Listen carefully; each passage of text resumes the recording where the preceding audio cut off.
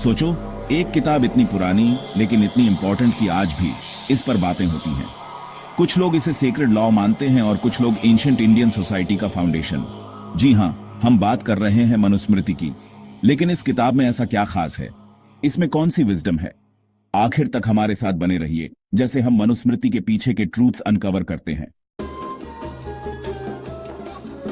शुरू करने से पहले फैक्ट डेस्क को लाइक, शेयर और सब्सक्राइब करना मत भूलना, ऐसे ही आई ओपनिंग स्टोरीज के लिए। हजारों साल पहले एंशिएंट इंडिया में रूल्स और गाइडलाइंस लिखे गए थे लोगों को एथिकल और डिसिप्लिन्ड लाइफ जीने में मदद करने के लिए। ये टेक्स्ट मनुस्मृति या लॉज ऑफ मैन्यू के नाम से जाना गया। कुछ लोगों का मानना है कि यह हिंदू लॉ की पहली किताब थी जो सोसाइटी को कैसे फंक्शन करना चाहिए इस पर गाइडेंस देती थी। लेकिन आज भी इस पर बात क्यों होती है? मनुस्मृति मेनली ड्यूटीज, जस्टिस और मॉरल वैल्यूज पर फोकस करती है। ये राइचसनेस, धर्म, ऑनेस्टी की इंपॉर्टेंस, टीचर्स और एल्डर्स के लिए रिस्पेक्ट और डिसिप्लिन्ड लाइफ जीने के बारे में बताती है। ये गवर्नेंस, इकोनॉमी और एडमिनिस्ट्रेशन के बारे में भी इनसाइट्स देती है, जिससे ये सोसाइटी स्ट्रक्चर करने के लिए एक वैल्यूएबल टेक्स्ट बन जाती है। इसकी सबसे स्ट्रॉन्ग टीचिंग्स में से एक है सेल्फ डिसिप्लिन और नॉलेज की खोज। ये लोगों को इनकरेज करती है विजडम ढूंढने के लिए, ट्रूथफुल होने के लिए और हाई मॉरल वैल्यूज वाली लाइफ जीने के लिए। इसके कई प्रिंसिपल्स जैसे नॉन वायलेंस, ऑनेस्टी और रिस्पेक्ट आज भी इंपॉर्टेंट एथिकल टीचिंग्स माने जाते हैं।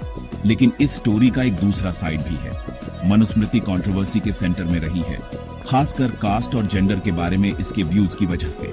कुछ वर्सेस की कास्ट डिविजन्स को प्रमोट करने के लिए क्रिटिसिज्म हुई है, जिससे लोगों को लगता था कि कास्ट बर्थ से फिक्स्ड होती है। इस आइडिया की वजह से टाइम के साथ इंडियन सोसाइटी में डिस्क्रिमिनेशन और सोशल इनइक्वालिटी बढ़ी। ये इश्यू सोशल रिफॉर्मर्स के लिए एक मेजर कंसर्न बन गया, जिन्होंने मनुस्मृति का विरोध किया और कास्ट डिस्क्रिमिनेशन के अगेंस्ट प्रोटेस्ट करते हुए 1927 में इसकी कॉपीज तक जला दी। हालांकि कुछ स्कॉलर्स का कहना है कि इस टेक्स्ट को मिसअंडरस्टैंड या मिसइंटरप्रेट किया गया है। उनका दावा है कि मनुस्मृति में मेंशन किया गया कास्ट सिस्टम ओरिजिनली पर्सन के प्रोफेशन पर बेस्ड था, बर्थ पर नहीं। यहीं पर ब्रिटिश पिक्चर में आते हैं। मनुस्मृति का first English translation British philologist William Jones ने 1794 में किया था। लेकिन ये ट्रांसलेशन सिर्फ इंडियन कल्चर को समझने के बारे में नहीं था, ये एक बिगर स्ट्रैटेजी का पार्ट था। ब्रिटिश ने कास्ट सिस्टम को रीइंफोर्स करने और इंडियन सोसाइटी को डिवाइड करने के लिए मनुस्मृति के सिलेक्टिव इंटरप्रिटेशंस का यूज किया। इन डिविजन्स को स्ट्रांग बनाकर उन्होंने अपनी divide and rule policy follow की, जिससे उन्हें लॉन्ग टाइम तक इंडिया को कंट्रोल करने में हेल्प मिली। कई सालों से हिंदू रिफॉर्म मूवमेंट्स ने मनुस्मृति को रीइंटरप्रेट करने की कोशिश की है, इसके सोशल हायरार्की के बजाय एथिकल टीचिंग्स पर फोकस करते हुए। हालांकि आज भी कई इंडियंस ओरिजिनल संस्कृत मनुस्मृति से ज्यादा ब्रिटिश ट्रांसलेटेड मनुस्मृति को मानते हैं। इस ट्रांसलेशन का पर्पस इंडियंस को डिवाइड करना था, क्योंकि ब्रिटिश को रियलाइज हुआ कि वो सिर्फ वेपन्स के थ्रू हिंदूज को कंट्रोल नहीं कर सकते। इसकी बजाय उन्होंने कास्ट के थ्रू डिविजन्स क्रिएट करने का तरीका ढूंढ लिया। उनकी स्ट्रैटेजी सक्सेसफुल रही, क्योंकि caste based identity deeply ingrained हो गई। और आज भी कास्ट अक्सर बर्थ से डिटरमिन होती है, प्रोफेशन से नहीं।